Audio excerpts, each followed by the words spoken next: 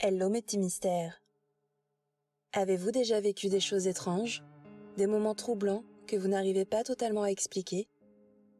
C'est pourtant bien le cas pour la plupart d'entre nous. Et aujourd'hui, je vais vous raconter 3 témoignages troublants et bien mystérieux que j'ai recueillis.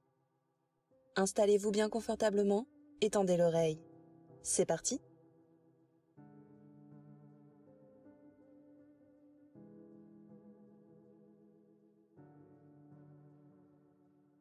À notre première Saint-Valentin, mon compagnon m'a offert une très jolie bague achetée dans une bijouterie connue. Je l'ai portée fièrement toute la soirée. À cette époque, nous n'habitions pas ensemble, lui et moi. Au moment de me coucher, j'ai retiré ma bague et l'ai placée dans son écrin, clapet ouvert sur ma table de nuit. Le lendemain matin, ma bague se trouvait à côté de sa boîte. Pendant un court instant, j'ai trouvé ça étrange, mais je n'y ai pas prêté attention plus que ça. Le soir venu, je mets à nouveau ma bague dans son écrin, puis je m'endors tranquillement. À mon réveil, c'est la stupeur. Ma bague est une fois de plus hors de sa boîte, mais cette fois-ci, le clapet est fermé. Je me pose alors une multitude de questions. L'ai-je bien rangé dans sa boîte? Pourquoi le clapet est-il refermé? Est-ce que je me suis réveillée cette nuit sans m'en rendre compte? Ne trouvant aucune explication claire et concise, je me promets de prêter toute mon attention au moment où je rangerai ma bague cette nuit. À l'heure du coucher, je retire la bague de mon doigt, la place dans son écrin clapet ouvert, m'allonge dans mon lit et fixe la scène jusqu'à m'endormir.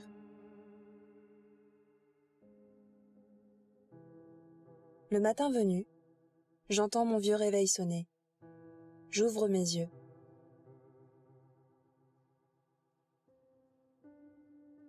Et là, je découvre avec angoisse que ma bague est posée sur mon deuxième oreiller, accompagnée de sa boîte, clapet fermé, face à mon visage.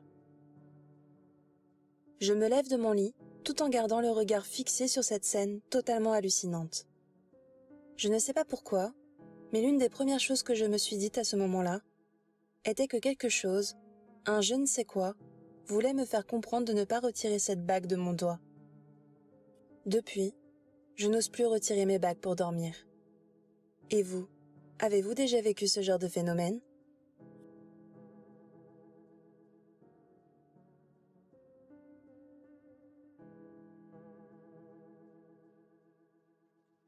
Une nuit, j'ai fait un cauchemar très angoissant et troublant.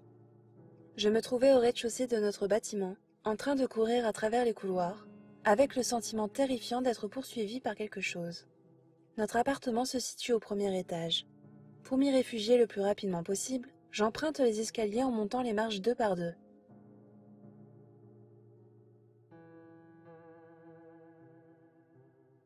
Une fois devant la porte d'entrée, je m'aperçois qu'elle est fermée à double tour et que je n'ai pas les clés. Paniquée, je me mets à cogner sur la porte de toutes mes forces, criant à mon mari de m'ouvrir au plus vite. Malgré ma détresse, je n'entends aucune réponse derrière la porte, ni un seul bruit. Je continue de cogner, suppliant que l'on m'ouvre. Tout à coup, la porte s'ouvra violemment. Sauf que ce n'était pas mon mari qui se tenait devant moi, mais une vieille dame qui me hurla dessus. « Il y a encore des gens ici !» À ce moment-là, je me suis réveillée dans mon lit, transpirante et morte de trouille. Jusqu'à ce que je réalise que tout ceci n'était qu'un mauvais rêve. À côté de moi, mon mari dormait paisiblement. Soulagée, je finis par me calmer, puis je m'endors tranquillement. Le lendemain, je raconte mon cauchemar à mon mari. Une fois mon récit terminé, il me dit « Sais-tu que cette résidence était anciennement une maison de retraite ?» Je suis restée sans voix. Coïncidence, dira-t-on? Honnêtement, j'en doute. Et vous, avez-vous déjà fait un cauchemar de ce genre?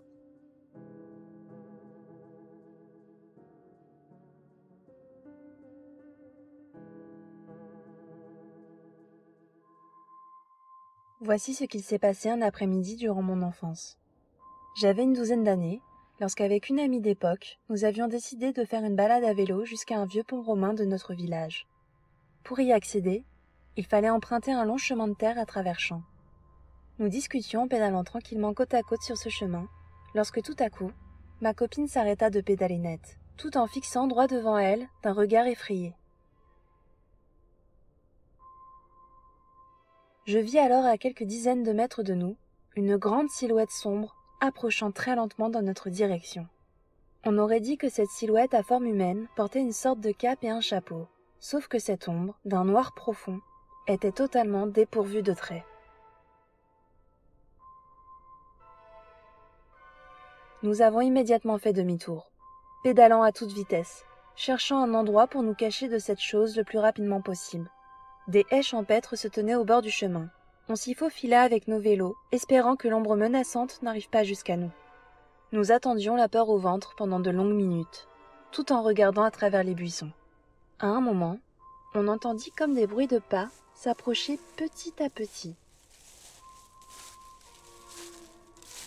Arrivé à notre hauteur, on s'aperçut que les bruits de pas provenaient d'une simple dame promenant son chien.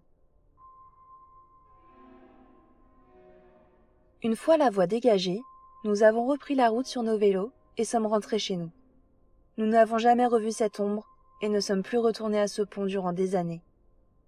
Cependant, cet épisode étrange de ma vie n'a jamais quitté ma mémoire, incapable d'élucider véritablement l'inexplicable. Est-ce que c'était une illusion d'optique, comme une sorte de mirage, ou plutôt un phénomène paranormal?